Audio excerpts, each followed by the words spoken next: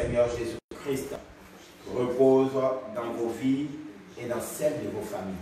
Amen. Amen. Que le bonheur nous accompagne tous à célébrer notre Dieu avec joie et liberté. Je le disais dans la prière que nous vivons sous un sol où c'est la raison du plus fort. Or, il n'y a pas de plus fort qu'un spirituel. Quand vous êtes spirituel, vous rentrez dans le cadre des forts. C'est ainsi que le pays dans lequel nous sommes, qui est l'Europe, s'est assis un matin et ils ont dit, nous créons ce qu'on appelle un G20. Le G20 est un groupe de présidents qui disent que c'est eux qui contrôlent le monde. Les États-Unis seuls font combien de pays? L'Afrique seule fait combien de pays? Pour compter que ceux-là, mais sont dirigés par ce nombre de personnes. Alléluia. Amen. Pourquoi ils sont arrivés à diriger ce monde? Parce que ils ont un pouvoir. Alléluia. Amen. Réussir dit pouvoir. Réussir dit spiritualité. Alléluia. Amen. Le chrétien qui n'est pas spirituel va accompagner ceux qui doivent réussir. C'est pourquoi beaucoup de personnes se plaignent. Elles se plaignent du fait qu'elles n'arrivent pas à trouver le bonheur. Pendant ce temps, elles sont chrétiennes. Elles vont à l'église. Elles payent leur dîme. Elles donnent des offrandes. Oui, bravo. Tu payes ta dîme, c'est bien beau. Tu donnes des offrandes, c'est bien beau. Tu vas à l'église tous les dimanches, c'est bien beau. Mais je voulais te rappeler que ton style d'aller à l'église, ton style de payer ta dîme, ton style de donner ton offrande ressemble à cet homme dans la Bible qui disait ceci au Seigneur: moi je paye ma dîme, moi je jeûne 2 fois par semaine, je ne suis pas comme cet insensé qui n'arrive même pas à payer son offrande. Et la Bible dit, les deux là sont sortis, mais un a été disqualifié et l'autre a été qualifié. Celui qui a été qualifié est celui qui a reconnu Seigneur. Dans le spirituel, il a reconnu que sans Dieu, il n'y a rien. Dans le spirituel, il a compris que c'est Dieu qui fait toutes choses. Il a reconnu que Seigneur, je suis le plus faible. Je veux que tu m'aides à me lever. Je veux que tu m'aides à avancer. Pendant que celui qui a été disqualifié se glorifiait du fait qu'il jeûne, du fait qu'il paye sa dîme. Frère, tu peux payer ta dîme. Tu peux donner ton offrande. Tu peux être à l'église tous les dimanches. Mais si tu n'as pas une vie de prière, si tu n'es pas en communication avec Dieu, laisse-moi te dire que les actes que tu poses sont des actes selon la chair. Et tout acte selon la chair ne communique pas avec le spirituel, mais avec le charnel. C'est pourquoi Dieu nous dit à travers sa parole, dans le livre de Jean, chapitre 4, versets 23 à 24, l'heure arrive où les vrais adorateurs adoreront Dieu en esprit et en vérité. Le verset 24 qui est suivant dit ceci: pourquoi? Parce que Dieu est esprit. Et il faut que ceux qui veulent l'adorer et voir la bénédiction dans leur vie, l'adorent en esprit et en vérité. Alléluia. Amen. Ne pas adorer Dieu en esprit et en vérité, c'est déclarer l'échec absolu dans sa vie. Ne pas adorer Dieu dans la prière veut dire ou signifie que vous ne voulez pas voir Dieu se manifester dans votre vie. Tout chrétien sans une vie de prière, tout chrétien sans une détermination spirituelle est un chrétien appelé à l'échec. Alléluia. Amen. Bien-aimés, nous venons de l'Afrique, nous sommes africains et nous connaissons nos origines. Nous savons que nos ancêtres ont été appelés hier des tirailleurs. Alléluia. Amen.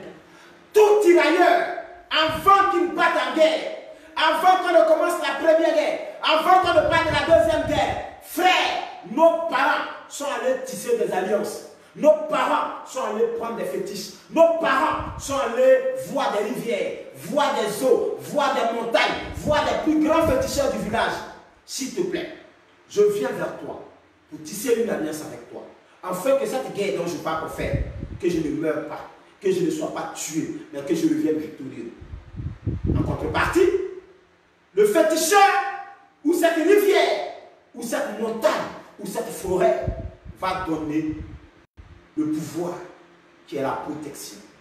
Mais en retour, tu vas me sacrifier toute ta génération. C'est ainsi qu'une malédiction est posée, plane sur la vie des pauvres innocents.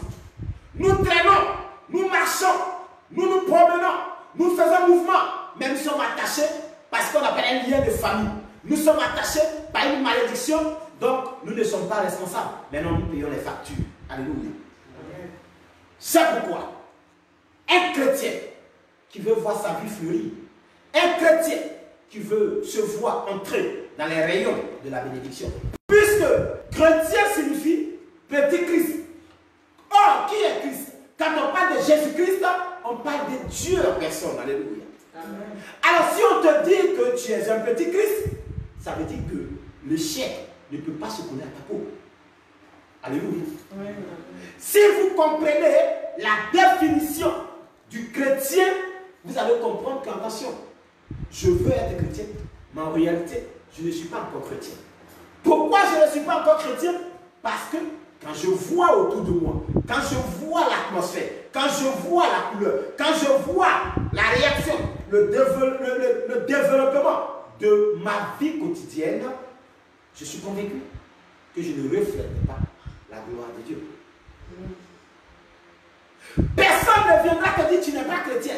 Mais toi-même, dans ton autocritique, toi-même, dans ta propre auto-délivrance, tu comprendras qu'en réalité, je vais à l'église, mais je ne suis pas encore chrétien.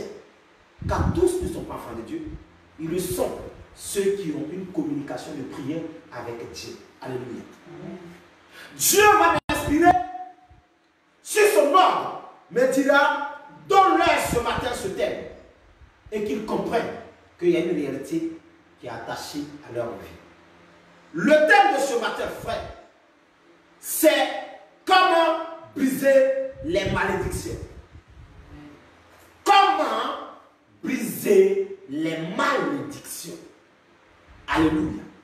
Je vous donne le thème et je vous amène avec moi à prier pour que nous puissions entrer dans le but du sujet. Alléluia. Éternel notre Dieu, notre Père, tu es le Dieu le plus célèbre, éternel notre Dieu. Tu es le Dieu incomparable, Seigneur. Tu es le Dieu qui dit et la chose se concrétise. Tu es le Dieu qui appelle à l'existence des choses qui n'ont jamais existé. Tu es le Dieu des cas impossibles. Tu es le Dieu dont la parole ne peut point aller sans avoir accompli son effet. Amen. Ce matin, Seigneur, ton peuple est là et a besoin de ta bénédiction. Viens occuper la première place. Parle le cœur de ton peuple, car ce peuple a besoin de toi. Au nom de Jésus-Christ de Nazareth.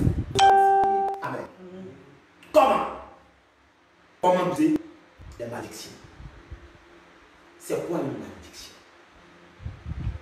Une malédiction est une mauvaise parole que l'on déclare avec puissance dans la vie d'un objet ou dans la vie d'un être humain. La malédiction peut être déclarée sur une maison. La malédiction peut être déclarée sous un animal, comme aussi sous une personne. C'est une parole que nous projetons avec puissance et énergie. La malédiction, c'est le contraire de la bénédiction. Alléluia. Ces deux éléments, mais ces deux éléments se manifestent de façon différente. Alléluia. La différence entre la malédiction et la bénédiction, c'est que la malédiction, elle ruine, elle dépouille, elle détruit, elle déstabilise, elle gâte et elle tue. Contrairement à la bénédiction, elle restaure, elle installe, elle bénit, elle élève et elle glorifie. Alléluia. Amen. Lequel, selon laquelle, d'entre ces deux, devrions-nous choisi. Je sais que tous diront ce matin la bénédiction.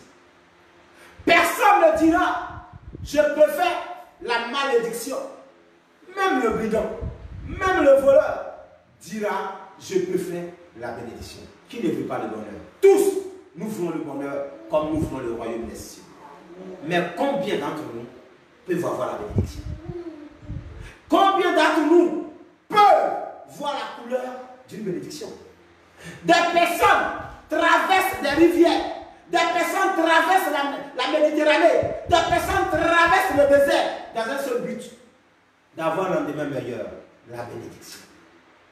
Mais, arrivés sur leur Canaan à eux, ils constatent qu'il y a une malédiction dans ce pays. Pourquoi? Parce qu'ils ne sont pas en communication avec le donateur. Parce qu'ils ne sont pas en communication avec le donateur de bénédiction. La bénédiction appartient à quelqu'un. La malédiction également appartient à quelqu'un.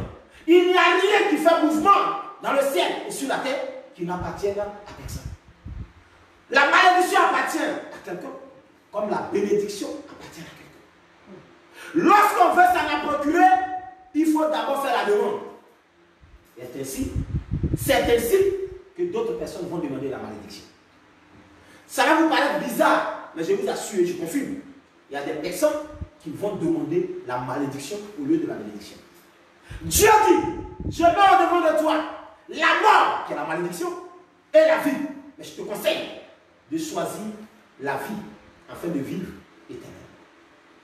L'homme a préféré choisir la malédiction. C'est ainsi que Adam et Ève ont préféré prendre la malédiction au lieu de garder la bénédiction.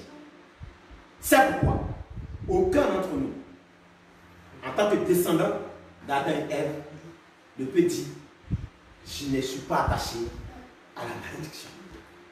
Oui, tous attachés à la malédiction, au péché adamique. Comment faire pour briser ces malédictions? Car il y a une possibilité de les briser. C'est ainsi que je vous ai donné la détermination sur la définition de la malédiction. Toute parole mauvaise déclarée sur la vie d'une personne est une malédiction. Amen. Mais bien aimé, je vais rentrer dans le but de ce terme pour vous amener à comprendre qu'il y a différents types ou différents éléments qui regorgent ou qui renferment ou qui constituent la malédiction. Alléluia. Oui, les malédictions interviennent parfois dans la vie d'une personne. Les malédictions, puisqu'il n'y en a pas un seul, il y a plusieurs types de malédictions. Alléluia. Vous pouvez avoir une malédiction qui reste dans le cadre du mariage. Vous pouvez avoir une malédiction qui va rester dans le cadre de l'enfantement. Vous pouvez avoir une malédiction qui va rester seulement dans le cadre du travail, des finances. Vous allez voir, il y a des personnes, elles sont mariées, elles font des enfants sans problème, mariage sans problème. Mais il y a une malédiction qui a été programmée uniquement pour tes finances. Alléluia. Donc, il y a plusieurs types de malédictions. Il y a des malédictions où on dit, toi tu dois travailler, mais ton salaire, tu dois donner ça aux femmes. Il y a des personnes comme ça, elles sont bien, elles travaillent bien, elles ont un bon travail, mais chaque fin de mois, leur gloire, leur vie, leur bonheur, c'est de sortir avec plusieurs femmes. Alléluia. Et c'est lorsque l'argent finit que ces personnes-là se rendent compte qu'elles ne peuvent rien. C'est une malédiction. Amen. Donc, ces malédictions-là interviennent dans la vie d'un individu. La malédiction ou les malédictions interviennent dans la vie d'un individu pour le marquer définitivement. La malédiction ou les malédictions interviennent dans la vie d'un individu pour marquer cet individu-là et comment on appelle ce mot-là? Définitivement. ils descendent pour marquer ta vie de façon définitive. Comment ça se fait? Quand la malédiction vient, elle ne vient pas pour ruiner ta vie pour 2 ans. Elle ne vient pas pour détruire ta vie pour 1 an. Mais quand elle vient, son but, c'est de finir avec toi pour toute ta vie. C'est de finir avec ta jeunesse. C'est de finir avec toi durant ton séjour sur la terre. Tu resteras malheureux jusqu'à ce que tu entres dans la tombe. Donc, les malédictions interviennent dans la vie d'un individu pour le marquer définitivement. Et la plupart du temps, ces malédictions-là, la plupart du temps, elles amènent la personne à perdre toute beauté et toute valeur. Amen. Amen. Lorsque la malédiction entre en scène dans la vie d'un individu, c'est toute la vie de l'individu qui est suspendue. Alléluia. Amen. Il n'y a plus de progrès, il n'y a plus de développement, il n'y a plus de saveur, il n'y a plus de bonnes choses. Votre vie tire le frein à main de l'évolution, tire le frein à main des projets, tire le frein à main de tout ce qui est honneur et gloire. Amen. Amen. Vous tournez en rond, vous tournez sur vous, vous faites l'aller-retour, vous avancez, vous revenez, vous avancez, vous revenez, mais vous ne faites pas de progrès. Amen. La malédiction suspend tout. La malédiction freine tout dans la vie de l'individu. Elle s'exprime, elle dans la malédiction. La malédiction s'exprime par la désolation. Lorsque la malédiction entre dans la vie d'une personne, elle va commencer à s'exprimer par une désolation. La personne va commencer à vivre des moments de douleur. Elle va commencer à traverser des périodes de complications.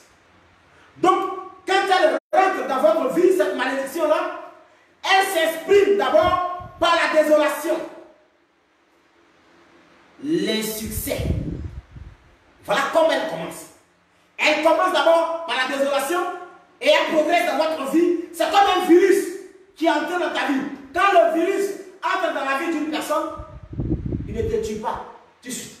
Mais il commence à bouffer les organes. Il commence soit à contaminer le poumon. Après le poumon, il va rentrer dans les intestins. Après les intestins, il va rentrer dans le cœur.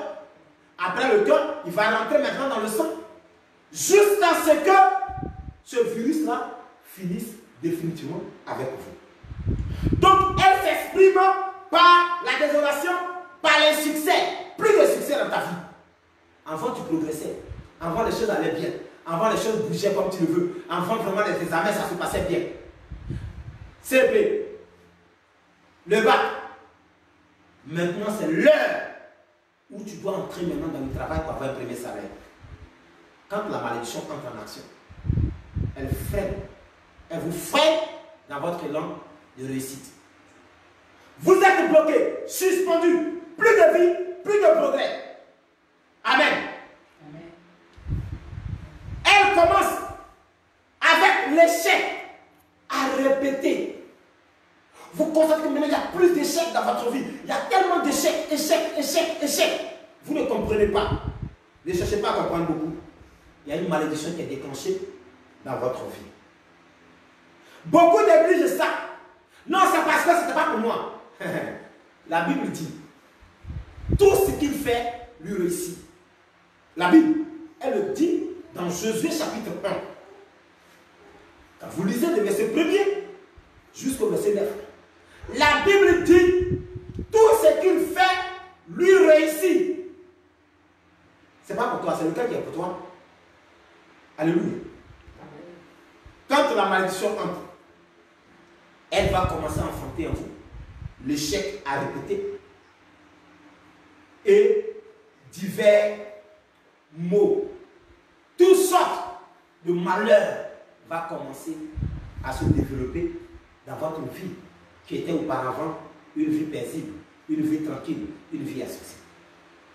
Vous êtes arrivé à un moment du début de votre vie ou de votre carrière les choses bougeaient normalement. Vous mangez 2 fois par jour, ou même 3 fois par jour. Ça riait à gauche, à droite. Les enfants couraient, papa, maman, ça riait. Il y avait un bonheur. Soudain, de nulle part, paf, la malédiction rentre. Dès qu'elle rentre, elle va changer la couleur de la famille. Elle change la couleur de la famille. Elle va réduire le nombre de joies. C'est une mauvaise chose. Elle réduit le nombre de joies. La joie va commencer à diminuer. Mais comment ça se passe? Comment ça se passe? Vous allez constater que le père, qui est le garant de la joie des enfants, le père, qui est le garant de la joie de madame, madame parle beaucoup parce que son mari est fort. Son mari est là-dessus. Donc, il va commencer à basculer la vie financière de l'homme. Quand l'homme rentre du travail, il a une mine serrée. Pourquoi il a une mine serrée? Parce que la journée n'a pas été bonne. Et quand ça commence comme ça va se répercuter sur la vie, suivez-moi bien, sur la vie de madame. Voilà les 2 responsables de la maison, les garants des enfants. Quand ça rentre dans la vie de madame, il y a un conflit entre monsieur et madame. La communication ne passe plus. Donc la joie, elle commence à être réduite. Là, les enfants ne sont pas encore concernés. C'est monsieur et madame. Donc la joie a diminué. Des fois même monsieur est pas au travail, madame est couchée dans le lit, il ne dit même pas, chérie, à ce soir. Il part. D'habitude, il va le réveiller, il va réveiller madame, il lui fait un bisou sur le front. Coucou, ok, ce soir. Une joie immense. Donc cette joie-là, on va vous arracher ça. Ça c'est la malédiction qui le fait. Il arrache. Et les enfants sont là, ils ne sont pas encore concernés. Après avoir diminué la joie du père et de la mère, ils vont maintenant évoluer. Ils vont entrer maintenant dans la vie des enfants. Les enfants vont se sentir en sécurité. Ils vont se sentir qu'ils ne sont pas en sécurité. Parce que maman et papa ne s'asseyent plus sur la même table. Papa et maman ne marchent plus avec nous. Parce que papa n'a pas envie de cheminer avec maman. Donc c'est maman qui soit avec nous, papa il est à la maison. Soit c'est papa qui soit avec nous, maman elle est à la maison. Donc les enfants vont perdre cette joie familiale qu'ils avaient pour habitude de voir leurs parents aller en vacances en groupe. Désormais il n'y a plus de vacances. Pour éviter d'être ensemble. Et cela va se répercuter sur la vie des enfants. Et qu'est-ce qui va se passer dans la vie des enfants? Les enfants seront livrés à eux-mêmes. Vouloir chercher quoi? Aller chercher le bonheur chez le voisin. C'est ainsi qu'ils partent chez le voisin et ils reçoivent un enseignement de délinquants. Alléluia. Donc la malédiction, lorsqu'elle fait son entrée dans une famille, elle ne vient pas pour caresser les membres de la famille, mais elle vient commencer par la désolation, l'insuccès, l'échec à répéter et d'autres. Dans le cadre, par exemple, de la maladie, vous savez, ce n'est pas toutes les maladies qu'on guérit à l'hôpital. Beaucoup de personnes, et même des chrétiens, se trompent. Ce n'est pas toutes les maladies qu'on guérit à l'hôpital. Lorsque la malédiction entre dans le cadre de la maladie, même les médecins, même la science prouve ces incapacités. Lorsque une malédiction est entrée dans votre vie, le plus grand médecin de la terre, le plus grand docteur de la terre va vous dire, je suis à bout de mes connaissances. Alléluia. J'ai connu une demoiselle qui était enceinte et il y a 2 mois ou à 3 mois de la grossesse, le bébé veut sortir. Alléluia. Et on appelle l'urgence, on vient la chercher avec les pompiers, on l'envoie à l'hôpital. Tous les médecins, tous les sages-femmes ont fait tout ce qu'il fallait faire. Ils ont trouvé une seule solution. Madame, il faut qu'on fasse partir le bébé. Il faut que le bébé retourne là où il vient. C'est un mot fort hein, pour une femme enceinte. Il faut que le bébé retourne là où il est quitté. Ça veut dire quoi? Il faut tuer l'enfant. Pourquoi? Parce que si l'enfant naît, il y aura trop de complications dans la vie de l'enfant. Ils ont fait tout ce qu'ils pouvaient. Ils ont trouvé qu'ils ne pouvaient plus rien faire. Elle m'appelle au téléphone. Je lui dis, voilà ce que tu vas dire au médecin. Voilà ce que tu vas dire au docteur. Voilà ce que tu vas dire aux sages-femmes. Que toi, tu veux garder le bébé. Elle dit, pasteur, je dis, dis-leur que le bébé là, tu vas le garder. Lorsque le médecin, lorsque les docteurs montrent leur incapacité, dis-toi que le problème là, il n'est plus sur la table du physique, mais il est déjà parti sur la table du spirituel. C'est un problème d'ordre spirituel, c'est un problème de malédiction. Quelqu'un a dû projeter une parole de malédiction pour que cette malédiction se concrétise dans ta vie. Alléluia. Et dans notre temps d'ignorance, on dit non, ça va aller un jour. Un jour, ça ira. La vie est faite comme ça. Il y a toujours des hauts et des bas. On a tous les réconforts. Et on s'en rend compte. On a 40 ans d'existence dans un pays. On n'a pas bougé d'un seul truc. Il faut battre le fer pendant qu'il est chaud. Il faut battre le fer pendant qu'il est chaud. Alors, je m'impose aux idées du médecin. La fille dit, mais pasteur, j'ai dit oui, tu maintiens ça, bébé, là, il va naître. Je vous assure, aujourd'hui, je vous parle. L'enfant commence à faire les 4 pattes. Là où le médecin est limité, dis-toi qu'il y a une malédiction qui plane. Cherche à contacter la personne qui a l'antidote de la malédiction. Quand celui qui a l'antidote de la malédiction se présente, la malédiction exécute. Amen. Alléluia. Amen. Pour vous faire comprendre cela, nous irons dans la Bible et nous allons voir des grands médecins qui ont été incapables de guérir. Allons-y dans Marc chapitre 5. Marc chapitre 5. Et on va lire les versets 25 à 26. Marc, c'est dans le Nouveau Testament. Et nous allons comprendre une réalité spirituelle dont beaucoup de chrétiens ne savent pas. Le monde mystique, il n'est pas bon. Il n'est pas bon plutôt, autant pour moi. Le monde mystique, il n'est pas bon. C'est un monde où les plus forts mangent les plus faibles. Et si tu es faible, tu te bats avec la force physique et je te bats avec le spirituel. Je lis au nom du Seigneur. Allons-y, ma fille. Or, il y avait une femme atteinte d'une perte de sang depuis 12 ans. Depuis 12 ans, elle a atteint d'une perte de sang. Allons-y, continue. Ah, elle avait beaucoup souffert entre les mains de plusieurs médecins. Elle avait beaucoup souffert entre les mains de plusieurs médecins. Pas un médecin, mais plusieurs médecins. Vas-y. Elle avait dépensé tout ce qu'elle possédait. Arrête-toi là. Elle avait dépensé tout ce qu'elle possédait. C'est-à-dire que la femme était fortement riche. Elle était riche, mais tout son argent est parti dans l'examen. Analyse, radio, échographie, etc.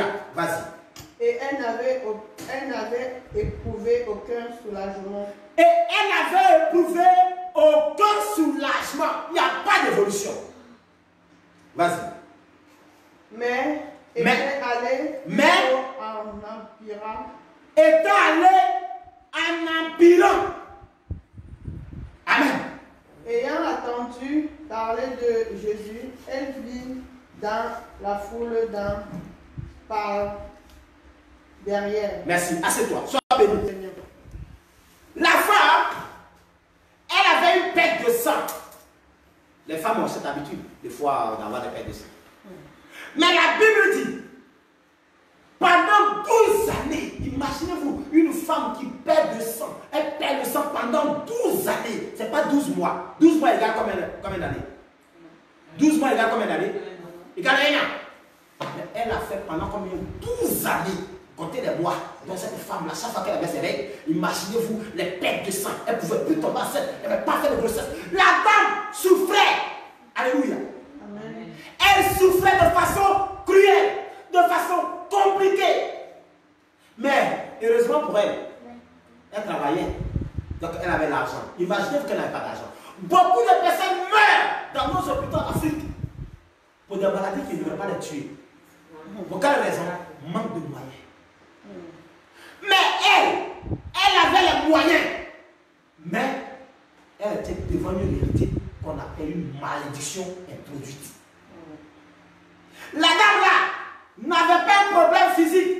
Le sang qui coulait là n'était pas un sang normal. C'était un sang lancé par sort.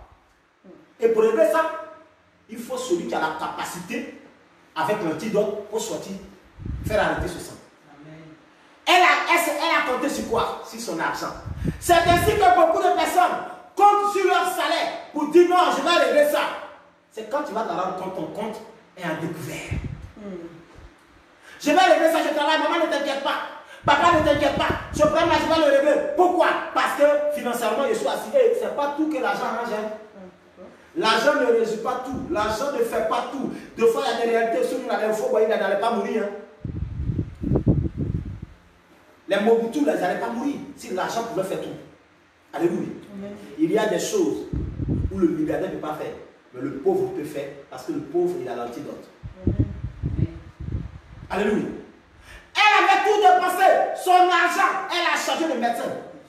J'imagine, peut-être qu'elle a fait les États-Unis, le Canada, la Russie, Israël, elle a fait Vietnam, elle a fait tout. Quand on lui parle de tel médecin, elle prend l'avion, son jet privé, elle s'en va. Mais la Bible dit que pendant les 12 ans, elle a parcouru tous les médecins, les plus grands.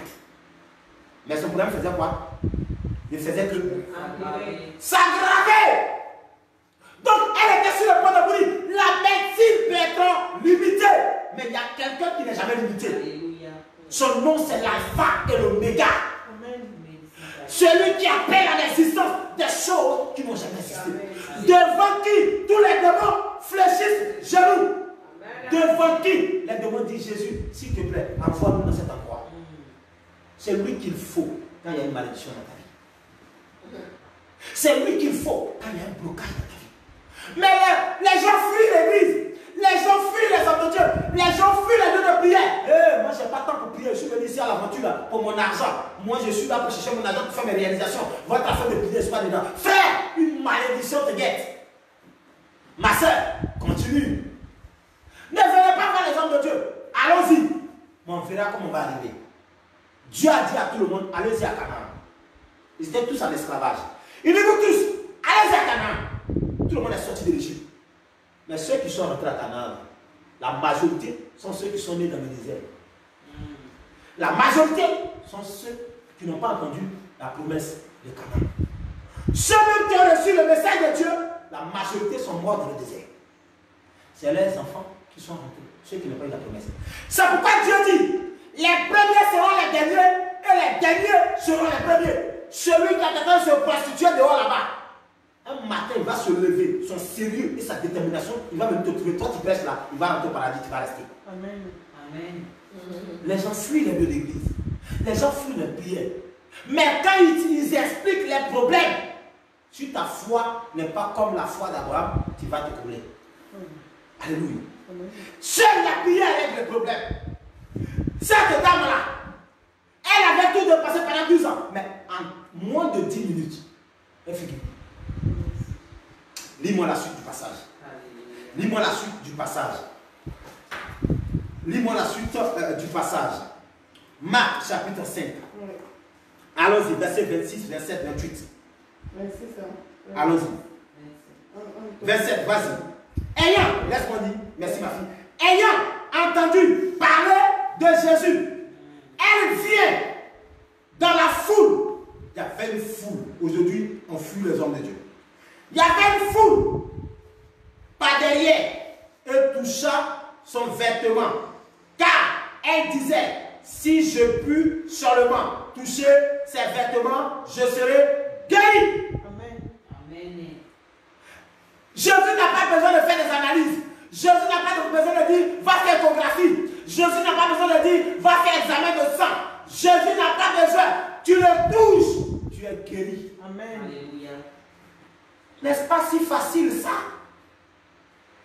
N'est-ce pas si facile ça? Très facile. Et quand il te guérit, il ne te dit pas voilà la facture. Il te guérit même là, tu s'en vas, même là, il ne se rend pas compte que c'est lui qui t'a guéri. Alléluia. Amen. On dit, la femme au même instant, la tête de sang qui a fait échouer tous les grands médecins s'est arrêtée. Alléluia. Ça c'est Jésus qui fait ça. Alléluia. Ça c'est mon Jésus qui fait ça. Alléluia. Mais tu le fuis, tu vas où? Tu veux que ta vie change. Tu veux que la malédiction parte. Tu vas chercher la solution où? Les samedis. Moi et mes amis, on doit aller au maquis, on doit aller en boîte. Et tu les vois, voilà des ignorants, voilà des personnes naïves. Elles se battent. Elles ont un petit salaire de 200 €. Elles vont acheter des costumes, donc elles ne pourront plus manger durant tout le mois. Et le samedi, ils sont serrés dedans comme je suis serré là. Et ils sont dans les boîtes, en train de chercher femme. Ils sont dans les boîtes, en train de chercher mari. Ma soeur, tu as pris crédit dans la banque pour acheter des vêtements et des sacs de marque. Pendant qu'une malédiction plane sur toi. Et maintenant, pour rembourser le crédit, c'est compliqué. Tu n'as même pas une brique depuis que tu as l'aventure. Ça te fait 15 ans que tu as l'aventure. Ça te fait 20 ans que tu as l'aventure. Tu n'as rien que là. Tu travailles même zéro. Il y a une malédiction qui plane sur ta vie. Cherche Jésus-Christ de Nazareth. Cherchez le nez de pierre. Cette dame-là, donc on voulait tuer le bébé. Quand elle est sortie, je lui ai dit, tu as accouché ou pas? Elle dit, oui, j'ai accouché. On dit que l'enfant va te créer des maladies. L'enfant va avoir des trucs, des machins. Et c'est cela. Moi, je te dis, l'enfant là, il va vivre. Elle a accouché. 2 mois après, elle tombe enceinte. Une femme qui accouche de cette condition-là, 2 mois après, elle tombe enceinte. Elle m'appelle. Parce que mon mari m'a blagué. Et je suis tombé enceinte à nouveau. Je voulais rentrer au ciel. Qu'est-ce que tu as fait? Mais vous savez pourquoi cela est arrivé? Pendant qu'elle était à l'hôpital, où c'était compliqué, chaque jour, elle m'envoyait au téléphone. Des fois, elle me réveille à 4 h du matin. Pasteur, le bébé est sorti. Oh, si le bébé sort, c'est une bête. Le bébé n'a pas encore, même pas encore 3 mois, n'a pas encore 4 mois. Je me lève dans le sommeil. Oui, on va prier. On va prier, on va prier. T'inquiète pas, on va prier. Et somnol, oui. Prions, Seigneur, je m'impose. Je ne veux pas qu'ils entrent dans la... Je priais jusqu'à ce que le bébé naisse. Le bébé est né. Jusqu'à ce que le bébé naisse, pardon. Le bébé est né. Mon numéro de téléphone est oublié. Jusqu'à ce qu'elle m'appelle pour me dire l'enceinte à 2 mois après une grossesse. Les médecins lui disent, c'est pas bon. Si tu gardes l'enfant là, la grossesse là, c'est pas bon. Elle m'appelle, je lui dis, garde la grossesse. On ne tue pas un enfant. C'est interdit dans la Bible. Vous ne tuerez pas. Si tu tues, je ne suis pas participant. Garde la grossesse, mais pasteur, j'ai fait comme dans le quartier. On sait que j'ai accouché il y a 2 mois. Il dit, tu savais ça et puis tu allais coucher avec ton mari. Excusez-moi du terme. Et pour m'éviter, puisqu'elle voulait te couper le fer, pour m'éviter, elle a coupé le poing avec moi. Amen.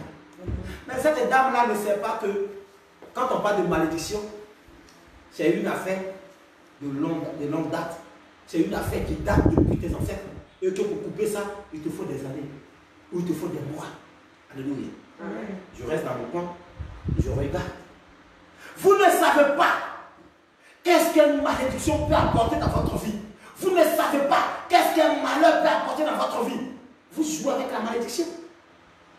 Comment quelqu'un qui arrive à l'aventure trouve le malin plaisir d'oublier Dieu et de vouloir prendre sa propre intelligence et de rester dans un pays où il y a les rosicruciens, un pays où il y a les bouddhistes, un pays où il y a les sectaires, un pays où les gens prennent le pouvoir avant même d'avoir le visa. Et toi, tu vas aller chercher le travail avec eux. Tu vas les mêmes vides. L'ignorance.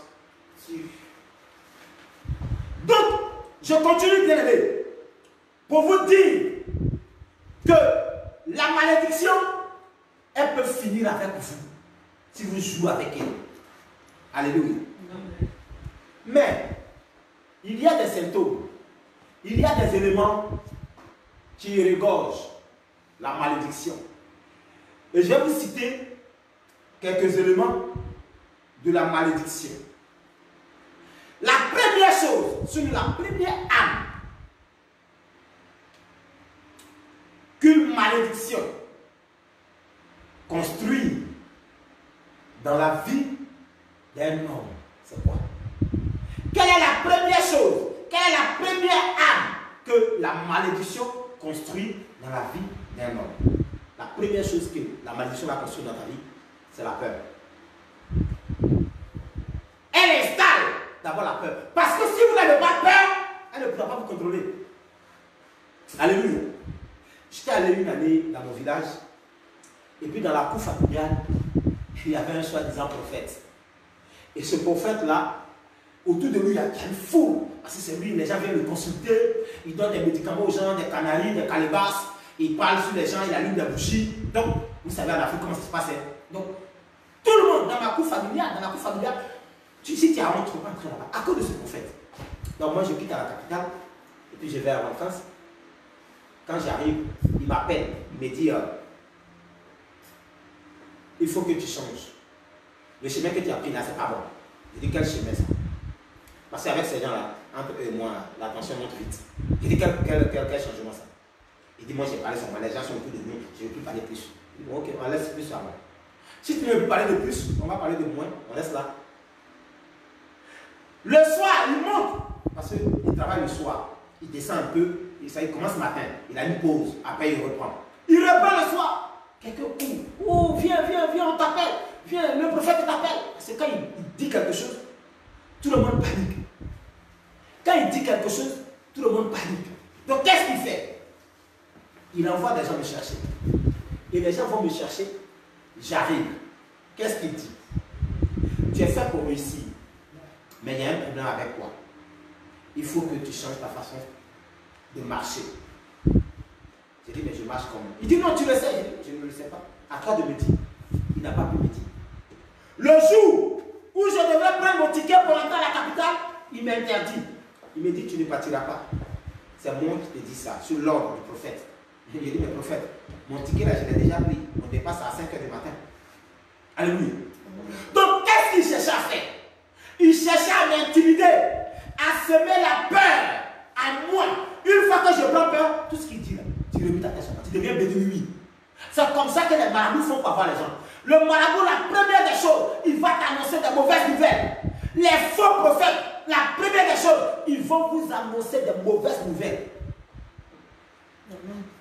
S'ils vous annoncent des bonnes nouvelles, ils ne vont pas vous avoir. Vous serez toujours courageux. Donc, ils vont vous déstabiliser moralement d'abord. Quand il y a trop de mauvaises nouvelles, vous prenez peur. Or, une personne qui prend peur, elle est déséquilibrée. Elle perd ses forces, elle perd ses capacités et elle est manipulable. Alléluia. Donc, la première arme que la malédiction construit dans la vie d'un individu, c'est de bâtir la peur dans la vie de cette personne-là, de cet homme, ou une femme, ou un enfant. Elle se manifeste.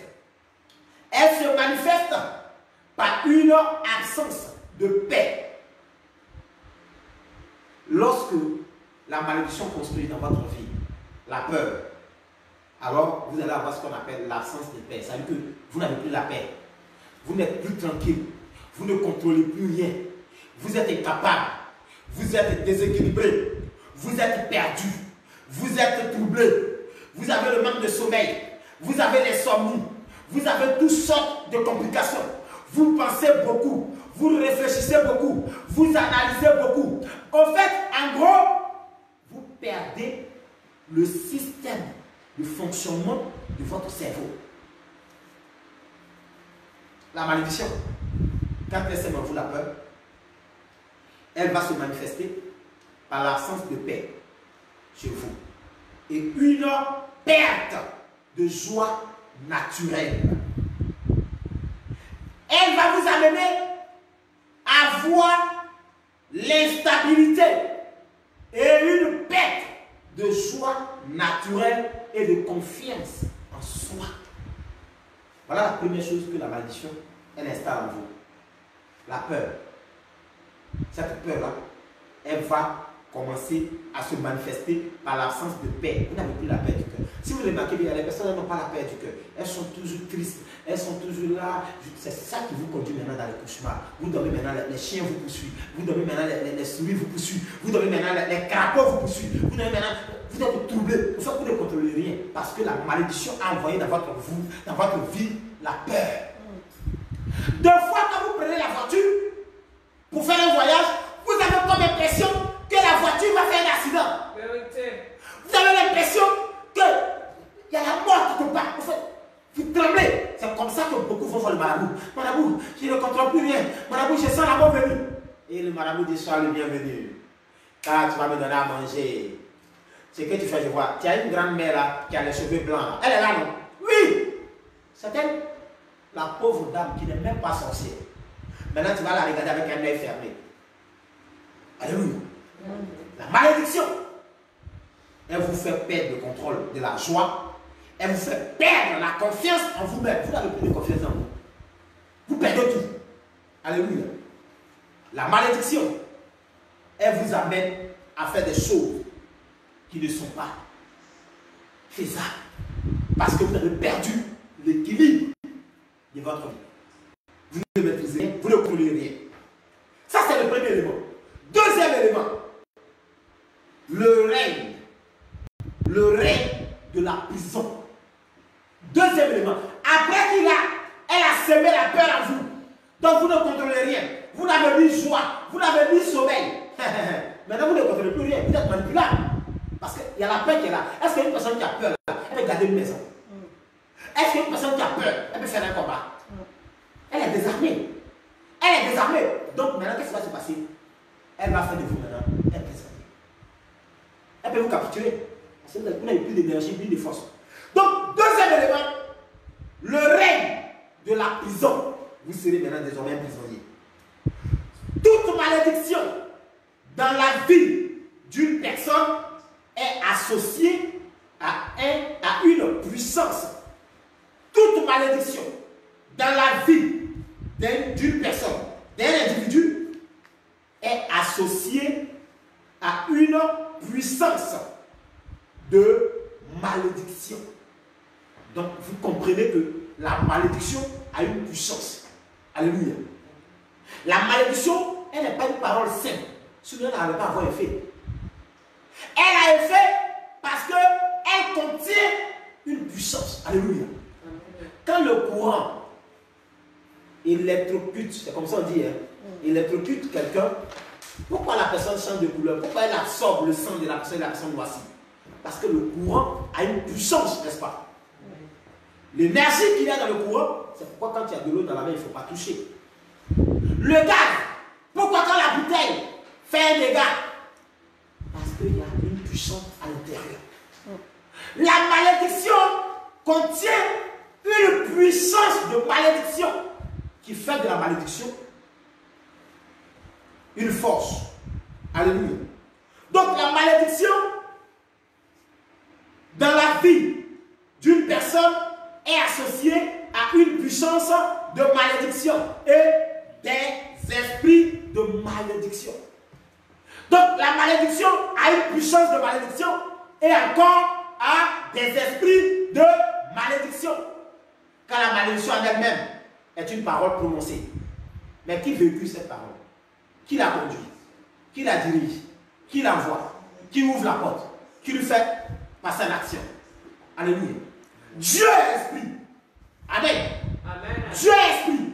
Dieu est sa parole. Jean 1, verset 1. Au commencement de la parole. La parole était avec Dieu. La parole était Dieu. Alors, Dieu est une parole. Mais pour que Dieu passe en action, il faut quoi? Il faut qu'il y ait un corps. C'est pourquoi Jésus-Christ est venu en chair pour pouvoir s'exprimer.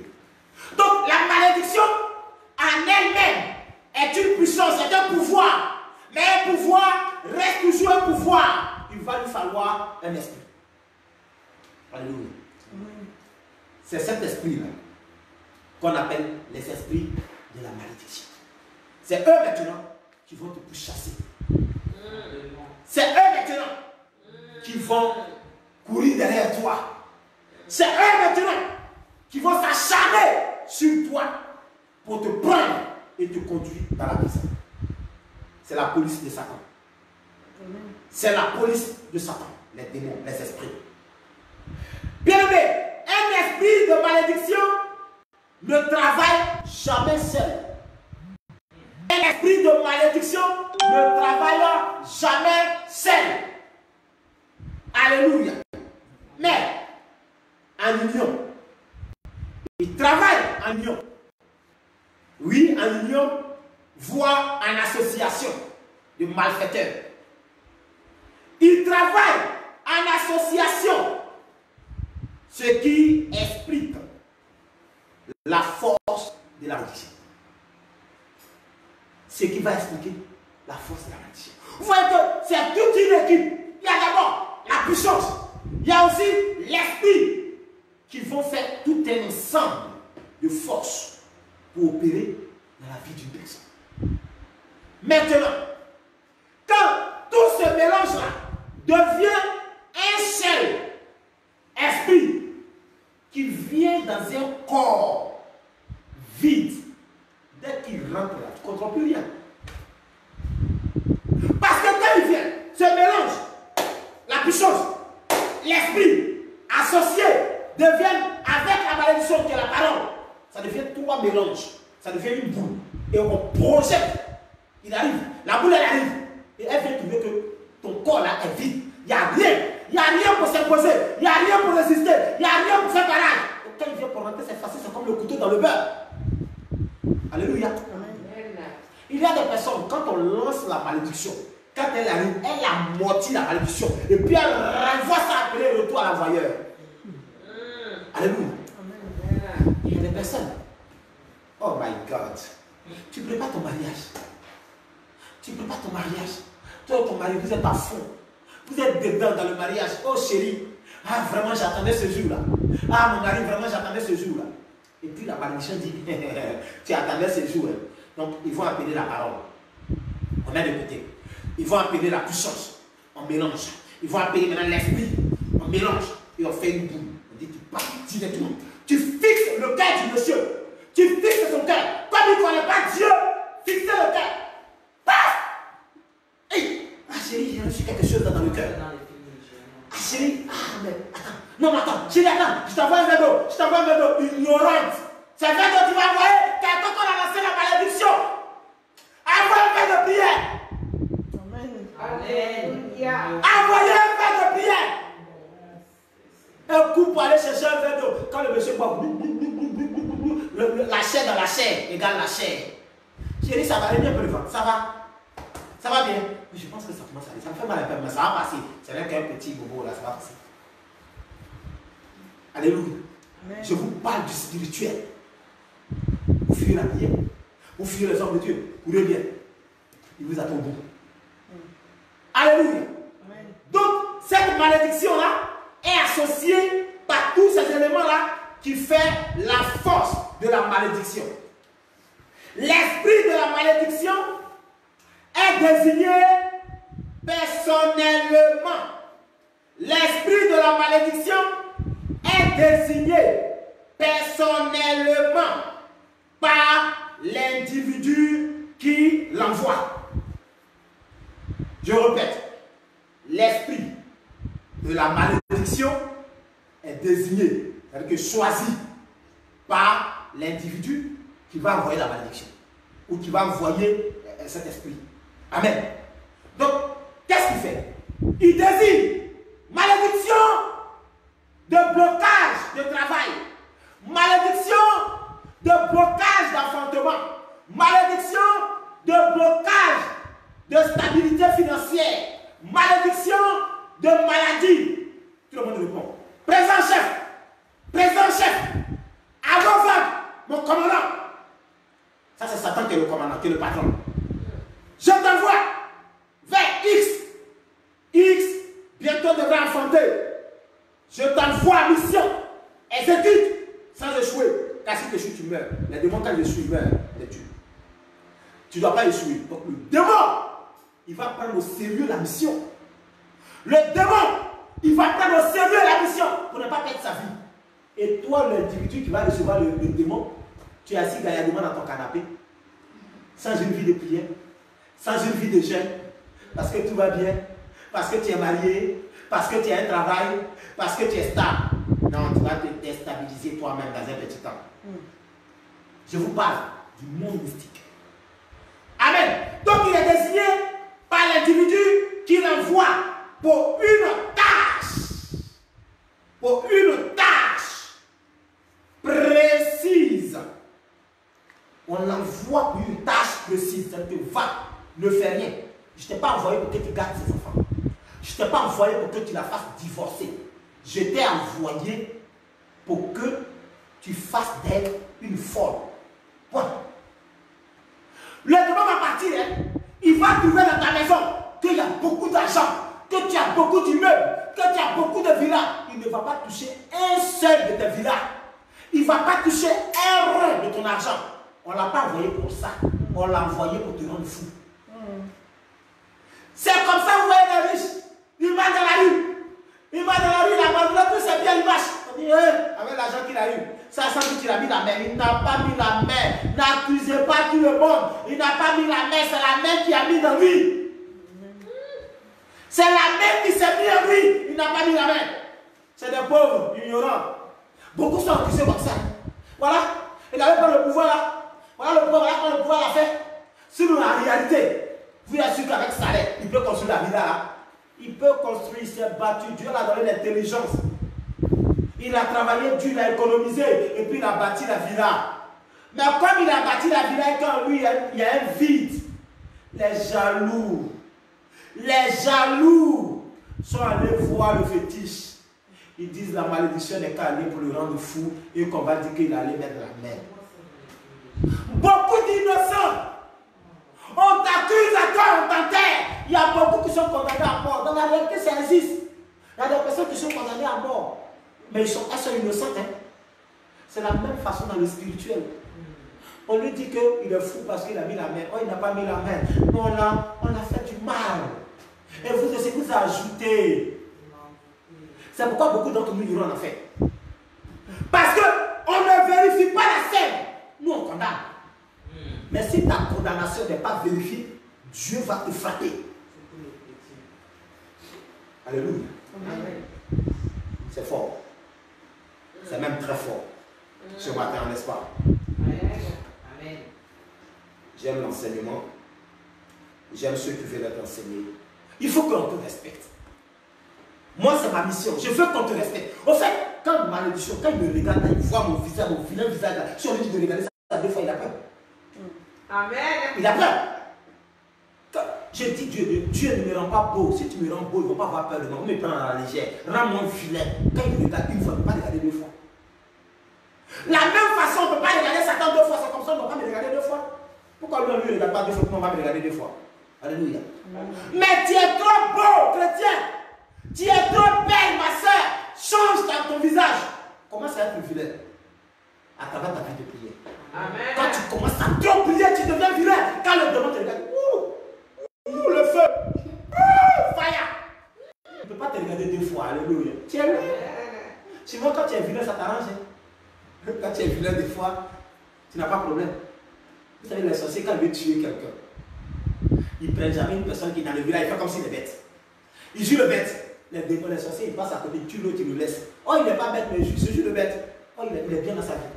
Amen. Souvent, il faut avoir des stratégies. Alléluia. Amen. Est-ce que tu es béni? Amen. Je continue pour dire l'esprit de malédiction, comme je l'ai dit, on l'envoie pour une mission précise. Donc, elle envoie l'échec, la maladie, ou la malédiction, le célibat, ou la stérilité, ou le divorce, ou le chômage, etc. Ça, c'est de te faire, de toi un prisonnier. Cet esprit œuvre. Cet esprit-là œuvre à cause des ordres. À cause des ordres que des hommes leur ont donné. C'est ce que je disais. Cet esprit-là, on lui a donné l'ordre. Donc il ne peut qu'exécuter l'ordre. On dit les qualités détruites. On l'a mandaté spécialement pour moi. Il va venir me trouver avec Guy. Il va le laisser Guy tranquille. Il a affaire à moi et à mon soeur. Les vrais démons, ils ne mélangent pas les choses. C'est nous, on mélange les choses. C'est nous les chrétiens, on mélange la prière et la paresse. Les démons, ils vont aller trouver moi et Guy et François. Ils vont regarder et vont dire, c'est pas lui, c'est pas lui. C'est celui qui est derrière là. Donc, ils vont lancer le missile. Et là, les deux sont collés. Je suis derrière les deux. On ne me voit pas. Mais eux, leur missile va pénétrer la poitrine de Guy. Va pénétrer en secondo la poitrine de François. Ça fait deux pénétrations. Maintenant, moi qui suis derrière, je prends le coup. Mais eux, ils n'ont rien senti. Parce que c'est spirituel. Comme ils font le barrage, il faut que ça passe par eux pour que ça m'atteigne. Alléluia. Amen. Ils sont précis dans les actions. Alléluia. Amen. Fais attention.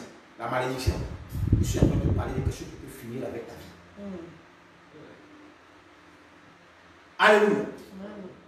Donc, sur l'homme, ces hommes ont souvent associé des sacrifices d'animaux ou de sang humain. Ceux qui envoient les démons là, ils associent parfois des sacrifices. Le chrétien, quand tu lui dis, viens faire un sacrifice à l'église, ah, les pasteurs, ils veulent bouffer. Viens faire une offrande à l'église pour telle chose. Ah, le pasteur là, il aime trop l'argent. Viens payer ta dîme. Ah, le pasteur là, il aime trop ça. Oui, d'accord. Mais ceux qui envoient les esprits, qui envoient les démons là, il faut qu'on fasse des sacrifices humains ou des animaux. Mais pour quel but? Pour quel but? Pour atteindre l'objectif. Mais non seulement ça, pour consolider. Pour consolider. Alléluia. La puissance 1. La durée 2. Et les tournures des nombreuses malédictions dans ta vie. Donc, il faut faire des sacrifices pour que la malédiction soit encore plus puissante. Il faut faire des sacrifices humains pour que la malédiction puisse durer dans ta vie. Chaque année, il renouvelle. Si vous ne le savez pas, ceux qui vont derrière les maladies, chaque année, ils vont renouveler.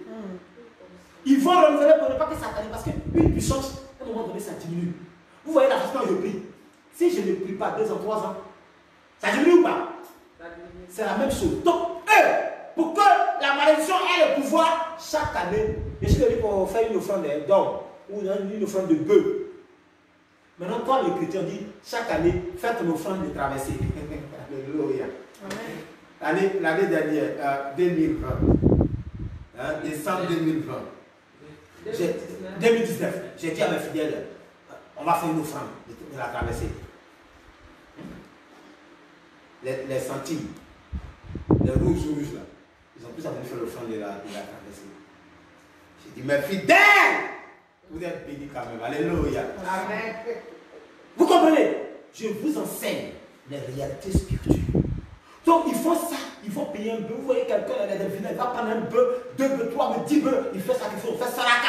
On prépare tout le village mange. Vous pensez qu'il est très gentil. Il n'est pas gentil. Il contrôle la vie d'au moins 100 personnes. Dans sa famille ou dans son service. Il contrôle la vie de 100 personnes. Donc ces 100 personnes-là, pour que son pouvoir soit toujours assis, il faut que chaque année, il donne 2 pour 1. Un à un bœuf, un à un bœuf, un à un bœuf, un à un bœuf. Ça, c'est ceux qui ne veulent pas tuer, qui ne veulent pas lâcher le sang humain. Donc, ils donnent les bœufs. Maintenant, ceux qui veulent le sang humain, on ne les demande pas beaucoup. On les donne 1 ou bien 2. C'est ceux-là qui font des accidents. C'est ceux-là qui. Vous comprenez une chose. Vous allez comprendre comment le monde mystique fonctionne et vous allez prendre Dieu au sérieux. Amen. Bien-aimés, donc ils vont faire des sacrifices pour solidifier, pour consolider ce pouvoir-là, afin que ça puisse durer. Mais la finalité d'une malédiction est de faire de la victime, de sa victime, un prisonnier. La finalité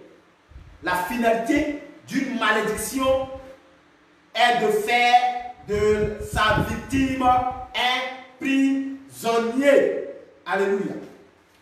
Et de faire de sa victime un prisonnier. Ça, c'est le 2e point. 3e point. La force de la malédiction. 3e point. La force de la malédiction.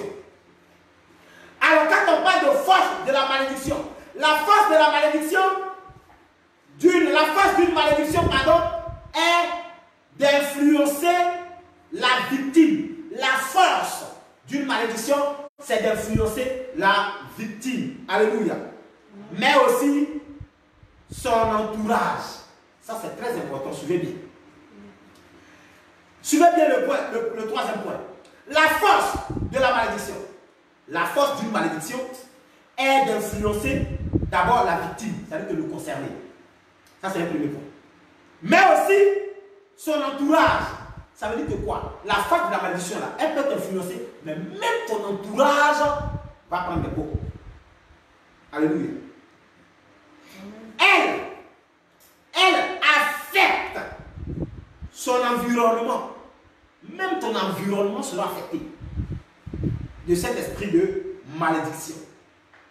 Elle affecte son environnement. Alléluia.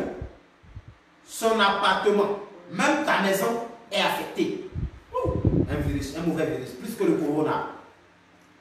Sa femme, ses enfants, même les personnes rencontrées et celles qui peuvent lui venir en aide.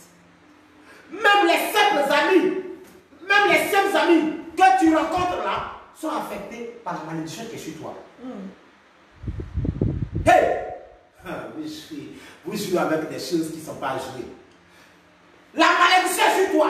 Quelqu'un décide de venir t'aider plein pot. Quelqu'un décide simplement de t'apporter de l'aide parce que tu as faim. Il paye la nourriture, te donne. Demain, la nuit, on le visite. Ils vont lui faire perdre des millions. Comme ça, demain, tu ne vas pas toucher quelque chose qui nous appartient. Les hommes de Dieu qui prient pour les délivrances, demandez-leur la nuit qu'est-ce qu'ils reçoivent comme visite.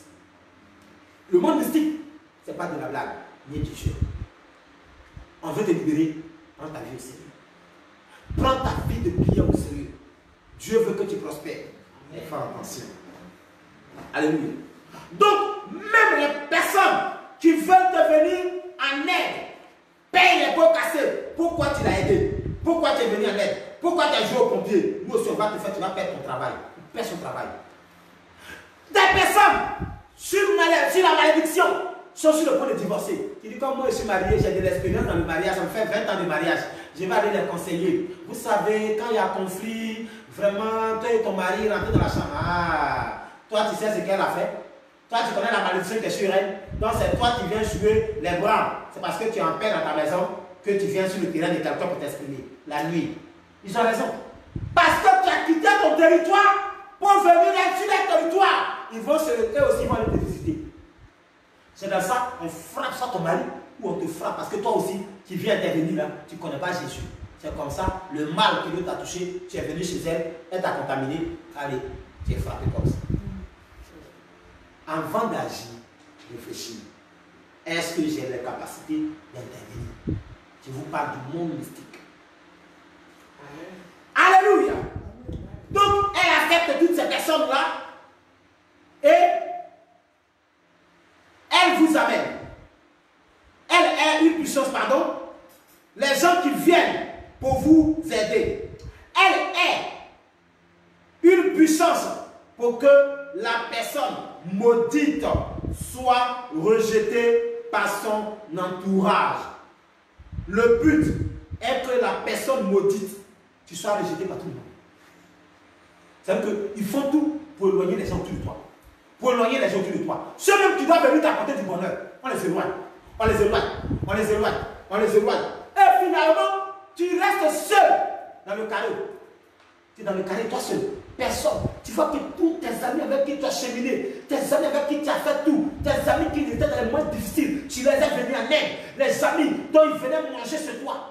Aujourd'hui, tout le monde t'abandonne. Il y a tant de gens qui disent, aujourd'hui que je suis dans les problèmes, tout le monde me fuit. C'est comme ça les humains, ce n'est pas leur faute. On les a pourchassés. Des fois, il y a d'autres même là, pour nous qui essayons de voir dans le spirituel. Les démons là, ils vont couper un gros bas de fer. Vous qui venez l'aider là, vous qui venez autour de lui, tu attends dans ton dos. Quand tu fuis là, tu ne viens plus même l'aider. Hey! Il regarde, il est là. Elle veut l'apporter 100 euros. Tu veux l'apporter 100 euros parce qu'il y en a beaucoup. Hein. Viens. Tu as ton poignet qui détient les 100 euros là. Il met le fer là-dessus. Boum!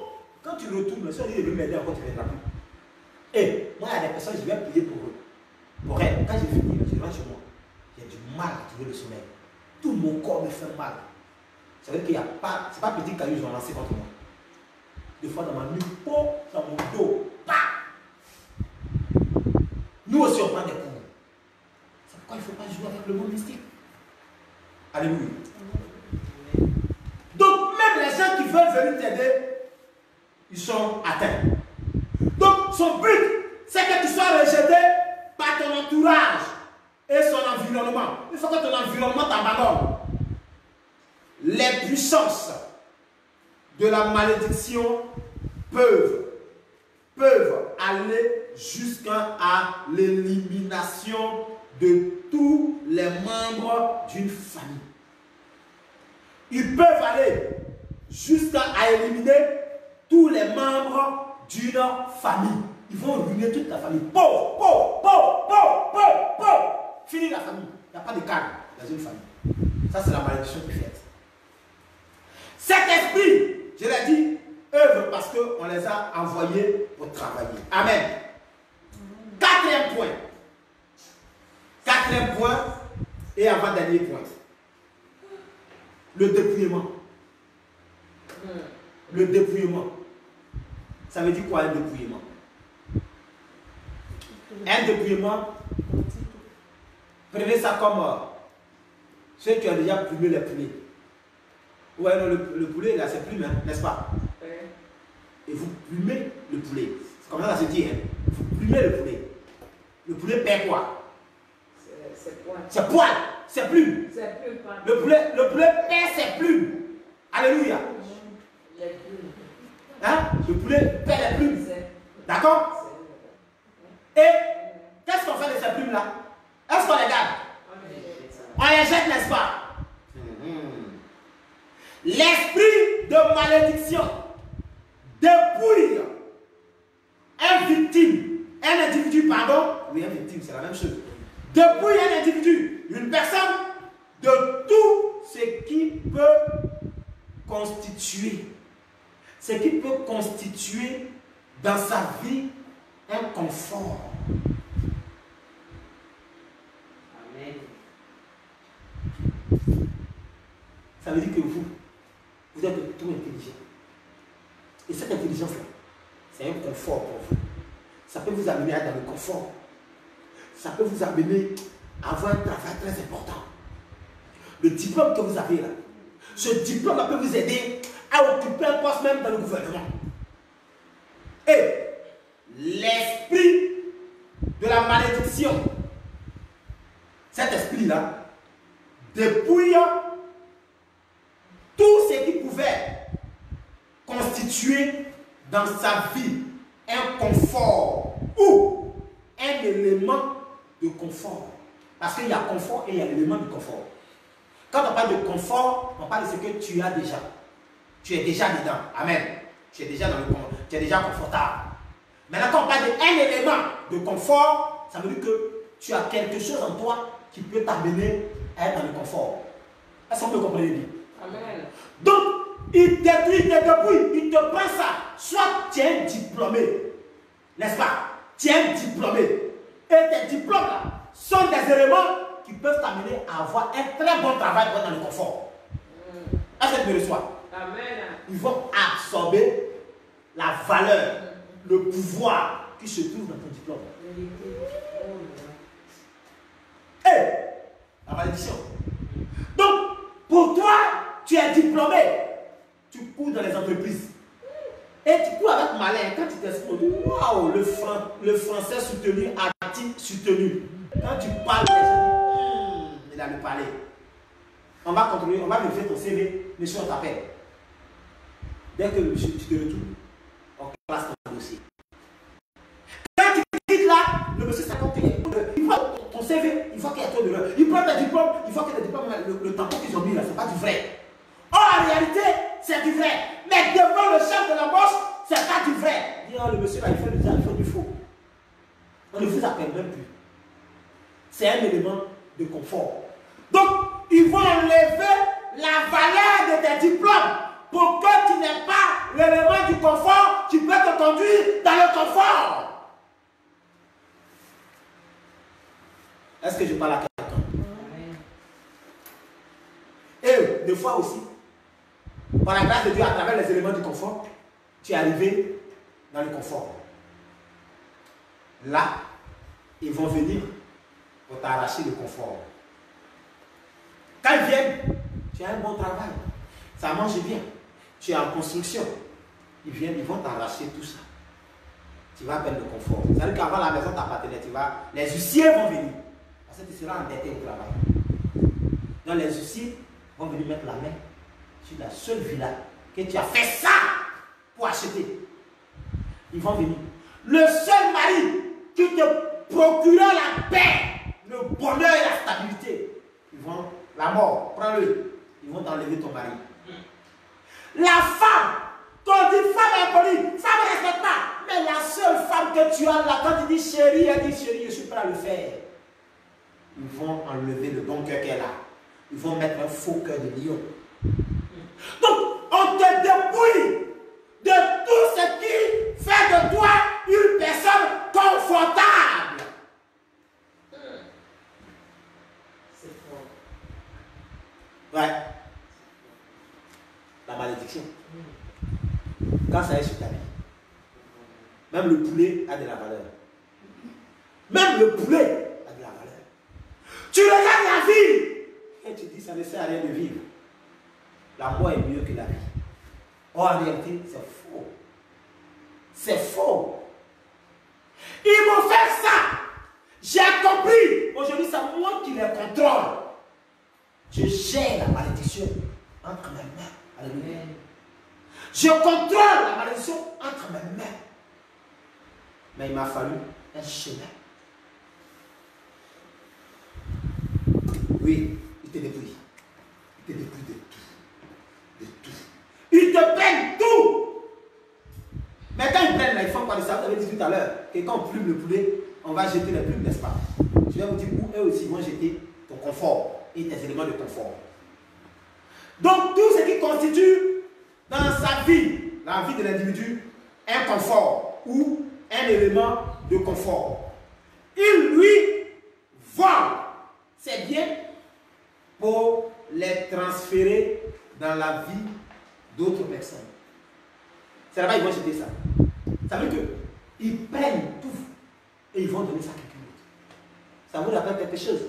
Quelqu'un va voir le marabout et dit marabout, à l'école là, cet enfant-là, elle est toujours première, ou il est toujours premier. Marabout, ce monsieur-là, chaque fois qu'on veut donner les promotions là, c'est lui on donne. S'il te plaît, fais tout pour que tout ce qu'il a là revienne dans ma vie ou revienne dans la vie de mon enfant. Vous n'avez jamais entendu ça en Afrique?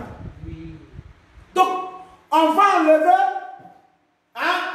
l'intelligence de la personne pour la donner à une autre personne. Tu étais brillant avant au travail. Tu étais brillant avant à l'école. Tu respectais bien ton mari. Mais le monsieur va commencer à te laisser. Le monsieur va commencer à te laisser pour aller prendre une autre femme. Parce qu'on t'a arraché le monsieur là pour donner à une autre femme. Tout ce qui était confort dans ta vie va t'être arraché. Pourquoi il réussit à prendre? Parce que ce n'est pas sécurisé. Vous savez pourquoi on prend les assurances? On prend les assurances parce que s'il y a problème, l'assurance intervient. N'est-ce pas? C'est bien ça. Mais il y a beaucoup de chrétiens qui marchent sans assurance. Beaucoup de chrétiens marchent dans les églises sans assurance. Le juge, ça va faire boum! Tu n'es pas assuré. Qui va assurer les dégâts? C'est comme ça que ta vie reste tout le temps. Mais nous autres, mon assurance en Dieu, je paye cher. Hein? Amen. Mon assurance, je paye très cher. Vous savez, c'est pas mon assurance en Dieu. Je vais vous dire aujourd'hui mon assurance.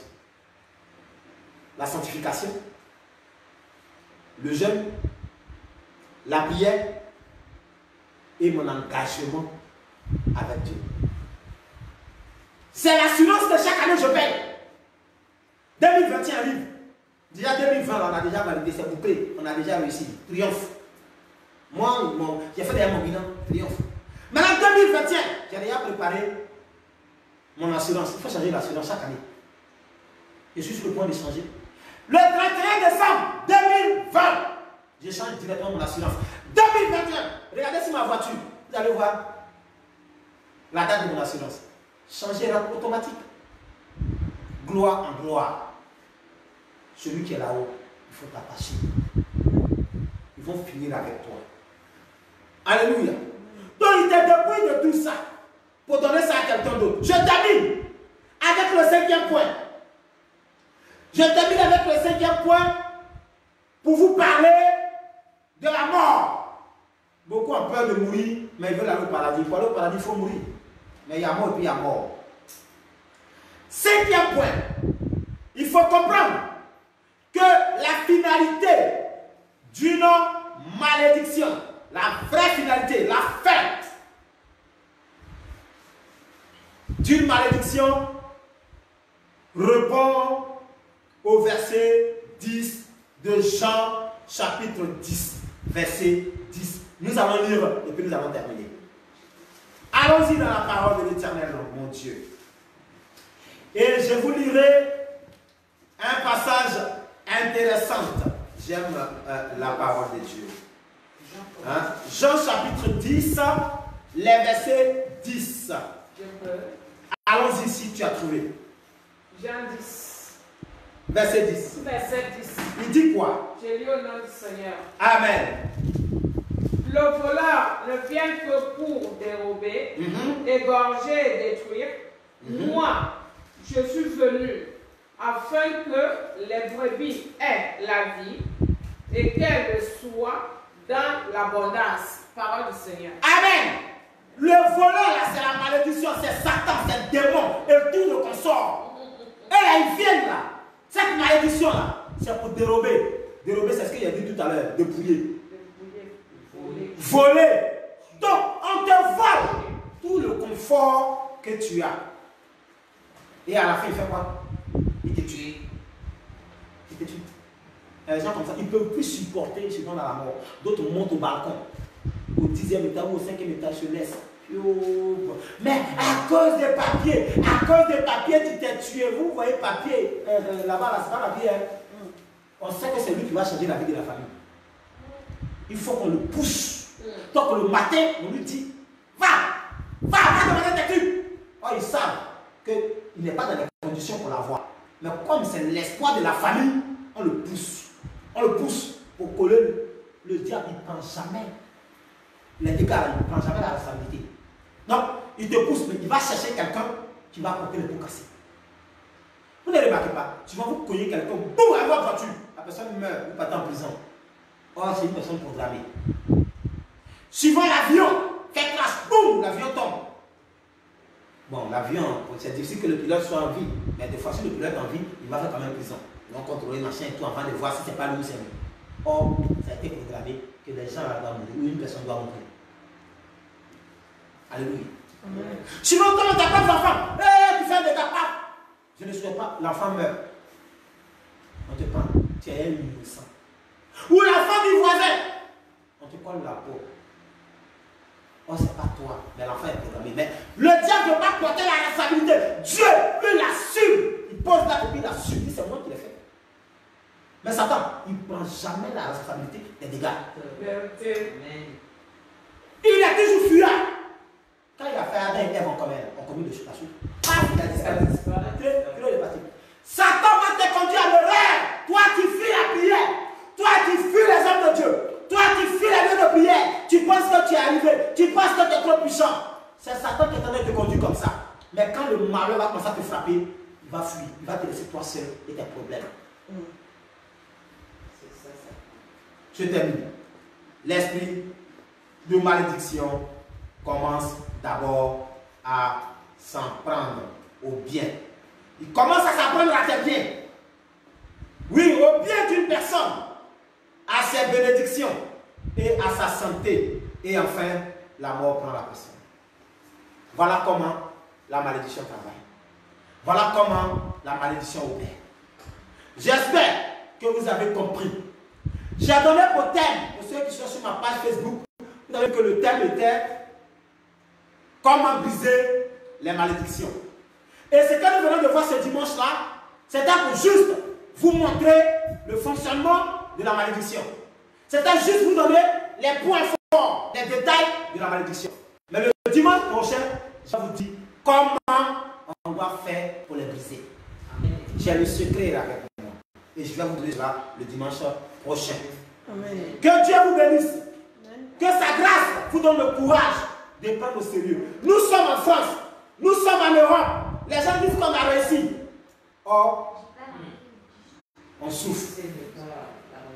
Je veux que Dieu vous aide. Amen. Je sais que vous qui êtes là, vous qui m'écoutez dans les divers pays, vous êtes faits pour réussir. Amen.